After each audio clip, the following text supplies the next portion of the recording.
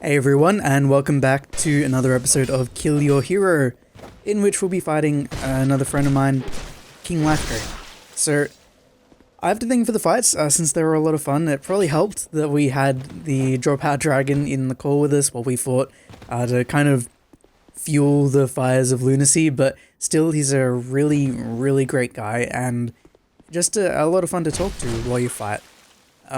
But if you do notice us doing incredibly stupid things from time to time, or just kind of circle strafing each other, it's probably because we were trying to have a conversation at the same time, and that's difficult because we're men. So, I thought for today we might be able to talk about the recent patch, or possible patches in the future, the Ivory King DLC, a little on LifeDrain's playstyle, and my kind of changing playstyle that I kind of have to think of how to describe in the next, 10 to 20 to 30 minutes. So, who is LifeDrain? If you don't know, he's another Souls uploader on YouTube, and he's just cracked 100 subscribers, so congrats for that. He does commentaries, live invasions, they're awesome to listen to, and like most Souls commentators, or commentaries, his work is kind of what I put on while I play, so that I don't get bored, but I'm still listening to something relevant. If I'm listening to something like that, I don't get bored between invasions or waiting for Xbox loading times because I don't play on the PC Master Race, so it really helps pass the time. As far as I know, LifeDrain's also very active in the Darker Souls chat and on Twitch, so he is really into bonding with the community, which is awesome to see, and I really want to encourage that as much as I can. And he was also friends with Strider XV. Now, I'm going to say this once. Strider's YouTube, Twitter, and Xbox Live gamertag have been deleted. Presumably by him, and nobody yet knows why. We haven't heard a word. This sucks for many reasons, and we'll all miss him, but out of respect, if he wants to be left alone about it, if real life has forced his hand, I'm going to try not to draw too much attention to it. It really sucks that he's gone. He was a good friend, and his disappearance is unsettling and surprising, to say the least, but for now, we'll have to wait and see if he comes back.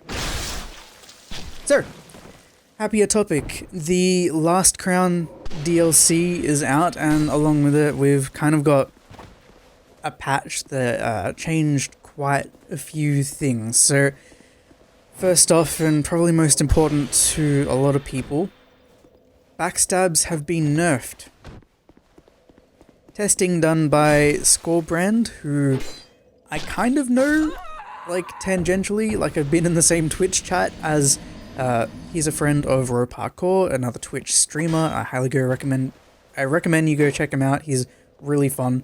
They did some testing and revealed that all riposts and backstabs were decreased in damage by 20% and guard breaks by 10%.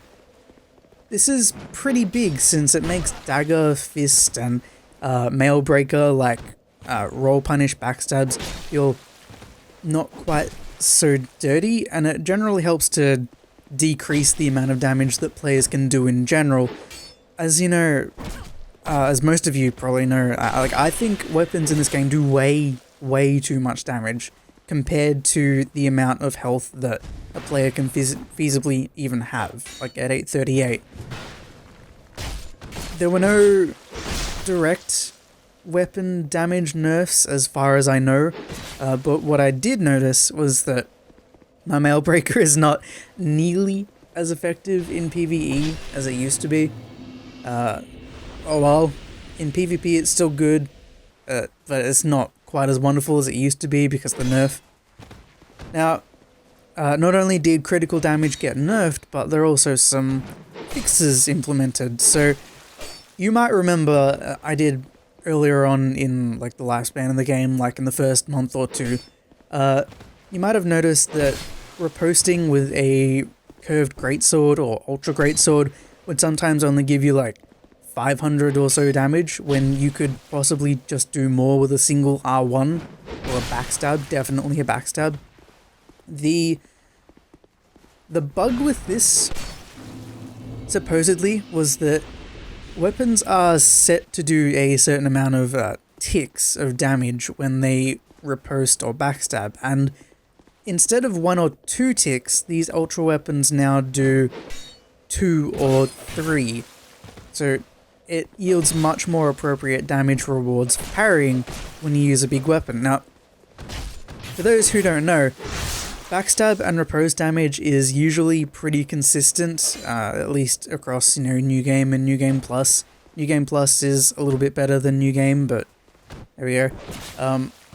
For some reason, just like durability is decreased more quickly in high frame rate situations, like on the PC, sometimes these ticks of damage are applied more quickly as well. And people can correct me on this, but you can end up with a lot of extra damage for basically seemingly no reason. And this seems to happen at 41 frames per second and above, I think.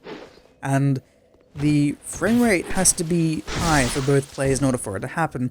It's really weird, and it all seems to be down to buggy coding, I think, because but I suppose if you're really looking for like a high riposte, a high damage riposte or backstab, you could angle the camera up to the sky or down to the floor to kind of reduce the load on your console, since it wouldn't have to render complex geometry and bog down the frame rate. It seems a little bit excessive to me, but hey, if you want to give it a go, try it, or try and go ahead. You might actually see at some point that I have a riposte with a curved sword, the warp sword, I think, that does 1300 damage. I mean, we're on New Game Plus, but 1300 damage, right? And it's consistent with the theory of the ticks as well, seeing as usually the warp sword does like 2 ticks of damage on a riposte for about 350 to 450 damage on New Game Plus. So 2 ticks is about 900, and 3 ticks of 450 would mean that I get about 1350 damage, which I think is pretty close to what I got. My guess is that I was looking at the sky and LifeDrain was 2, so we both had high frame rates. I can't remember exactly at the moment, and I am watching the footage back as I do this commentary, but I don't think I've seen it yet. So it would seem to me, at least, that this is a bug, but halberds have been locked more or less at 2 ticks of damage in both high and low frame rate situations. So what the fuck? This makes no sense. If it's something they can fix, why was it only applied to one weapon class? Why do we get randomly rewarded with damage spikes in other weapon classes? Because the frame rate is fucked up. I don't get it. Did they just not want to do it for the other weapon classes? What's going on? But whatever. The results of the patch seem to indicate that the strongest riposte weapons are now basically curved greatswords, ultra greatswords, and the Scythe of Want. Weirdly enough. So the dagger ripostes are now lower damage, but are kind of consistent if you keep it in your second right hand slot and use it for riposte instead of menu swapping. You know how I feel about that, but hey, it can be handy. Mundane daggers also got a huge hit in this patch as well, so basically everyone will only want to run a normal or dark infused and buff dagger if they're hunting for a really high damage riposte. Now, I used to use a Mailbreaker for my backstabs, and well, backstabs, roll punishes, they're basically the same thing, but a roll punish is only possible with a dagger or something that has the backstab speed of a dagger, which the Mailbreaker does, to my knowledge again. So I was experimenting with a few of the DLC weapons, and I actually like using the Bone Fist now instead. This weapon, as probably most of you know by now, since I've just not been able to get a video out, so as most of you know, probably the martial arts or Heihachi moveset that was in the game files in a previous update, was accessible via cheat engine on the PC. This is basically what that new weapon is. Like, it has that moveset. It's not that it does more damage, like, on backstabs and stuff. In fact, it kind of does less damage, but it's just so versatile and fun. I mean, sure, it's got no range, but if you get someone in a one-handed, like, R1 combo, which is about 4 or 5 hits, I think, with how many hits are in the combo, you'll generally do about 500 damage odd with Rob Flynn, and those running R1s, the one-handed running R1 is so cool and so fun, and it never hits like it should, but it's really fun. It's I don't know, it's just so much better than poke, you know? And the two-handed moveset is really nice. So I can't power stance them since I don't have 45 dex on this build, but I'm seriously looking into keeping another Bone Fist on my left hand to make use of it in the future, since the L1 apparently does a ton of damage, and having a ranged alternative with the L2 is kind of awesome because it's got that the Hadouken that I think a lot of people call it. I don't really get the reference myself. I think it's from Street Fighter or something. I don't get the reference because I wasn't really a part of that generation. I didn't get to play the games like that. So I just kind of accept that everyone has given it this name, but I do get the Heihachi thing because that's a Tekken thing, and I did play Tekken a lot. So if you can't tell, I really like the Bone Fist. It's like not so much as a main hand weapon, but to mix things up, it's really fun, and I really like it. And I pretty much always keep it in the second right hand slot now. So anyway, I kind of wanted to quickly run over the armors and the other weapons that you can get from the third DLC, because it's pretty damn solid. Yeah, I've got like a fucking list here, sorry. The Northwooder set is basically like Sage Freak's robes from Demon Souls, and it looks so fucking ridiculous, so I don't like it. But it's got the cool side effect in that the pieces increase the duration of spell effects when they're worn. Not so much useful for me because I don't use magic, but hey, I know there are people out there that do, so I guess you've got a new outfit to wear. There's the Retainer robe, worn by like the dagger wielding women, which looks awesome. I'm kind of annoyed that there's no hood piece though, or option to pull the hood up. But on the bright side, you can make your character look like an edgy Japanese teen and have them wear the Hex's hood so they have 2 hoods for absolutely no fucking reason. That's good. That's good. There's the Lois armor, which looks incredible, apart from the helmet. And the Child Lois armor, which looks incredible, apart from the helmet. And there's the Ivory King armor, which, again, looks cool, except for the helmet. And there's the Rampart Golem armor. Oh my god. It's insane. I love that armor. I just wish it wasn't so fucking heavy, like the chest piece is heavier than Raim's chest piece, which is ridiculous. Also, as a side note, I'm reading here that the Lois armor gives you back health as you kill enemies, which is cool, but only if you're a female character. Okay. Whatever from, I mean, I always use a female character, and I don't really notice small health regen like that, but why only female characters? But okay, cool, I guess. So now we got, that's all the armor, I think. That's all that was on my list. So now we got a few weapons in this one. There's the Bone Fist, which you know I think is awesome. And then my second favorite weapon of the DLC is probably, I'm looking at the list here, probably the Lois Greatsword. It's basically got a longsword, like R2 poke as the two-handed R2, and the broadsword baseball bat, like horizontal swing as its two-handed R1. So that's cool. And your character holds it two-handed with the blade out to the side instead of over their shoulder. And it looks really awesome. I really like it. And that happens with the charred Lois Greatsword as well, but the charred version has split damage and a worse heavy moveset all around, so it's not my favorite weapon.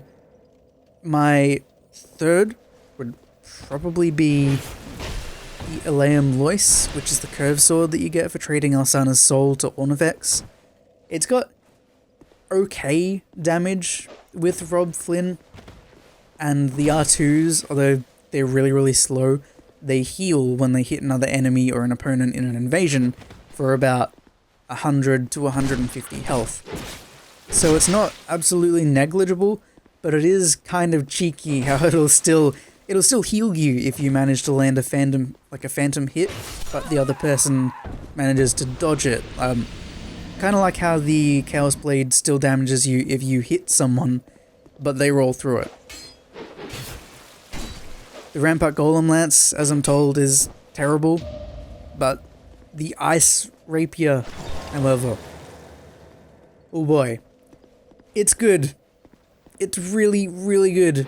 It has 140 counter damage, high base AR, a magical projectile R2, and its damage increases when you magic infuse it, and further increases when you buff it after that.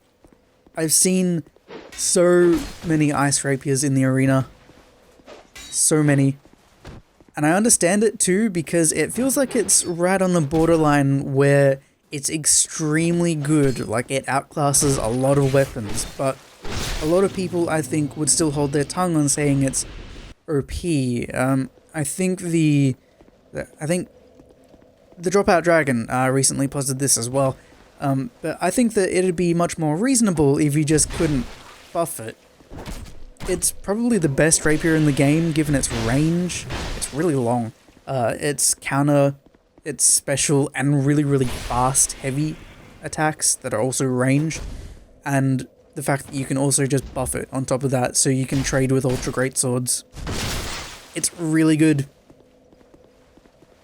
But on the other side of the spectrum, there's the Retainer's Short Sword, which is basically an int dagger. I haven't heard good things about it, so it's probably not that great. I'll use it for a little while, but I'd have to have a character with intelligence on it to use it. Not looking forward to that, but whatever. There's also the Twin-Headed Greatbow, which scales S with strength, but nothing else. I don't really use greatbows, but I think the Alon Greatbow is still the best of them all, technically. And don't ask me why, by the way, but I think that's generally the consensus, even after the third DLC's release. So, and they're like the special weapons, right? The Ivory Straight Sword is basically a dagger with the moveset of a straight sword, and it has this weird lightsaber effect when it's swinging that gives it more range and actively depletes its durability with each swing. It's got a really weird sweet spot. It's got decent range, but it's slower than a standard straight sword, in my opinion. I haven't run it frame by frame or anything, but it just feels slower. Yeah, and it basically, it depletes its own durability when you swing it, which is weird. Like, it takes like 10 points. It's got 250 durability, so you can swing this weapon 24 times before you need to use a repair powder, I think. It's strange. I don't really get it. And it has awful poise damage. Terrible poise damage. And a two-handed R2 that you really only catch out idiots with, so not the best weapon. Oh, and it also needs 40 dex, and it has no scaling. I think you can raw infuse it, but other than that, it's pretty shit. At least it's got the dagger backstab animation. So, next up is the Ivory King Ultra Greatsword, which does decent base damage with bleed, for some reason. Scales with dex, and has the same lightsaber effect on it as the Ivory Straight Sword when it's two-handed. And it's also got 150 counter damage, so if you got poise, you can trade and win most of the time, all day, every day. Unfortunately, there's also the small issue of its two-handed R2 poke, still doing damage and pancaking people when it's roll cancelled. Thankfully, this is being addressed in the next patch, but still, the fact that it exists is fucking scary. In terms of shields, there's a Rampart Golem shield, which has good, actually it's pretty good all-round elemental defenses, but only 5 durability, so it's instantly not good, because who wants to carry that much repair powder around? And who wants to snort that much repair powder? There's the Lois shield, which has a health regen effect that's kind of honestly negligible, like the Ring of Restoration, but you can stack it with the Ivory Crown and the Ring of Restoration to get some kind of cheeky regen. It's not great, and it's no life gem, but I have experimented with it, and it's pretty decent to squeeze like an extra 100 or 200 HP on your character, or heal between fights and PvE without having to use items. Just like you could in Demon Souls with the Blessed Gear, Ring of Regeneration, and Adjudicator's Shield. And there's also the Charred Lois shield, which is just shit, but there's a weird one as well. It's called the Vessel Shield, and it's heavy at 7 units, but I think it's 7 units. But the point of it is that it gives you like 13 soul levels worth of stats, with like 4 points going into your strength and dex and 1 into pretty much everything else.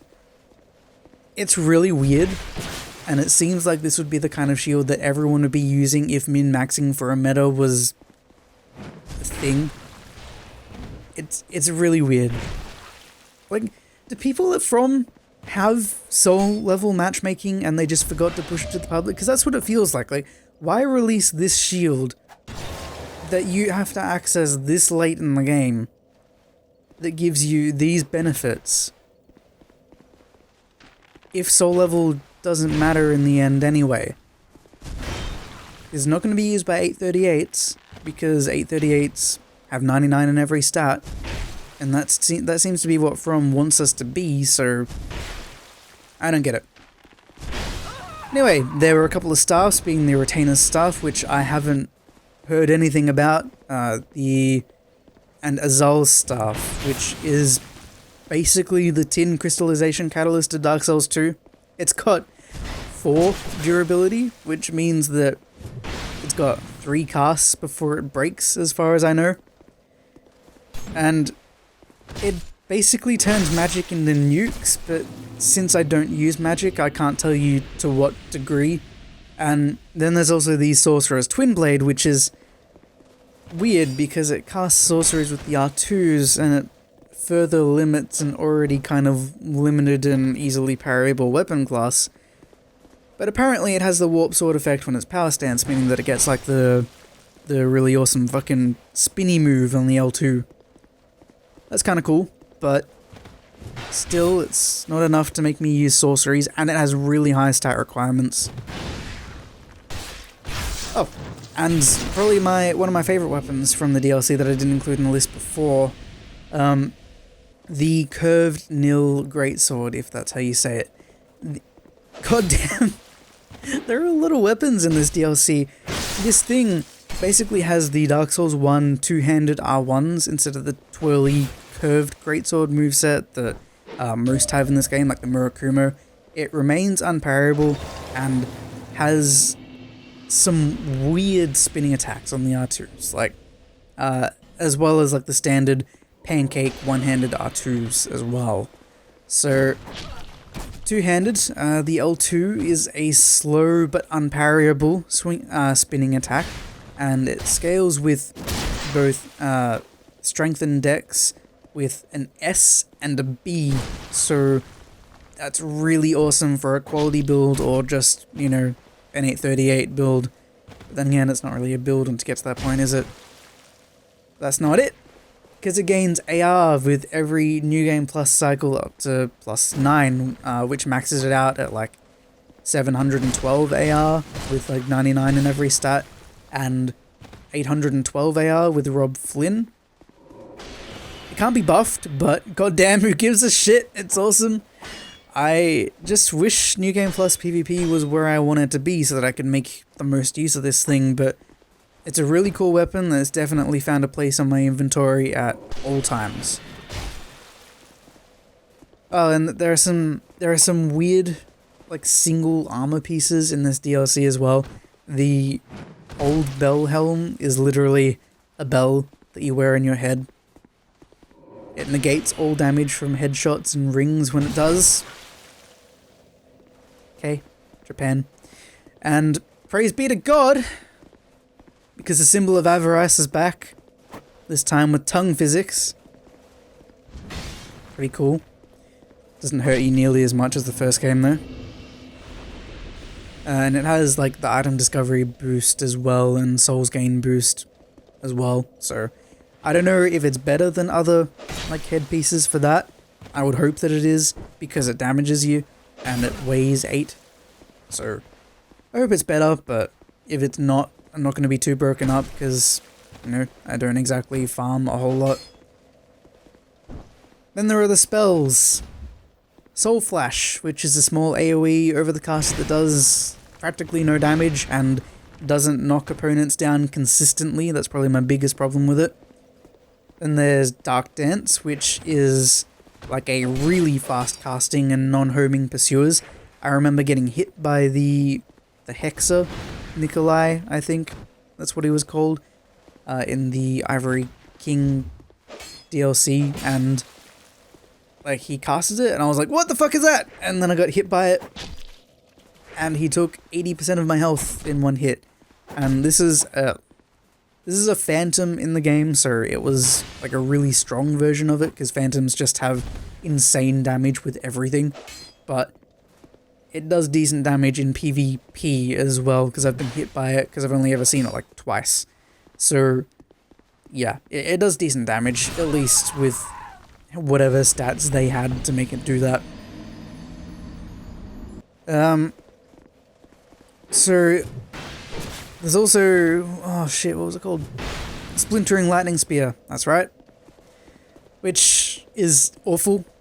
It's really slow, like really slow. It barely does any damage and it's really hard to hit anything with it.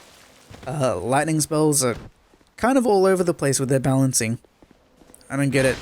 Like, Blinding Bolt is fucking amazing. It's verging on too good, but everything else is just awful lately. In terms of rings, we've got the Ring of the Living, which makes you look human as a phantom, which is really good. The Dark and Fire Clutch rings, which do what the other Clutch rings did. The Ivory Warrior ring that reduces enemy stamina. The Ring of the Embedded. Reduces enemy stamina when they're blocking and you're attacking their shield. I mean, I think it's like by about 20% extra stamina damage. It's pretty good. I managed to guard break KingLIFEDRAIN when he was using the Avil's Great Shield by doing like 4 Crescent Slayer axe R1s, I think. I don't know, like I didn't expect to guard break him at all, but it happened. So, and there's also the Ring of the Embedded, which gives you, like, makes you take 8% more damage for some stat boosts, and the only effective way I've seen it used is in an SL1 PvP build. There's also the Ring of Resistance, +1, let's try it again, which is not great, seeing as you'll basically never find it useful, except against poison builds, and who specs specifically against poison builds? I don't get it. So it was a really cool DLC for weapons and armor in my opinion. The Ring of the Living is awesome too. The PvE and bosses were pretty cool too, except for the Frigid Outskirts, okay? Most people share this opinion. It's one of the quote-unquote challenge routes, and while more creative kind of thematically than the way to Blue Smelter Demon, and much less personally offensive than the gank boss from the first DLC, your prize for getting through a bullshit wasteland with 0 visibility, which is cool thematically, and electric fucking unicorns every 5 steps that do way too much damage and have weird hitboxes is a gank boss with 2 of the first boss of this DLC. They recycled the same boss in the same DLC. I really hate that. It's so lazy. And if they didn't want, and if I didn't want the Lois Greatsword, I wouldn't have done that area. I would have rather faced like a giant fucking electric unicorn or some My Little Pony boss or some huge ice golem, which would have made more sense to me. But don't just feed the players some bullshit about the Ivory King having 7 pets like Ava and copy paste them. I wasn't pleased with that, and I know many people who agree. I disagreed so heavily with it that I actually haven't done the boss solo yet, and I don't intend to. And if you know me, and if you know how I play these games, then me refusing to do that area and boss solo should tell you something. I hate it. I hate it! And don't even get me started on farming 50 Lois souls for the LAM Lois armor and the Ivory King armor. Stupid MMO bullshit. I hate that. And I am only ever farming for that once. It took like 5 hours. 50 souls. 50 souls. When the enemy can also drop 6 other items. Are you fucking kidding? That shit is an artificial extension of playtime. The same could be accomplished with a much more reasonable goal of 15 Lois souls, or better, nothing. But no, never. This is apparently an MMO. What do you guys think about this DLC? The farming, the weapons. I would really be interested in knowing, because I really like the weapons, I like the armor. Hate the farming. Hate frigid outskirts. Oh yeah, and you get the mirror hat. In the frigid outskirts as well, which is Lucatiel's mask, just without the mask piece, which is good for a lot of people, as I understand. But the Meldron encounter was seriously some of the most fun I've ever had with souls, so yeah, they go back and forth. The DLC was basically a series of peaks with one crushing valley in the frigid outskirts, I think. Overall, I'd rate it about a 7 out of 10 for the 5 to 6 hours of fun and 4 hours of not fun farming for Lois souls.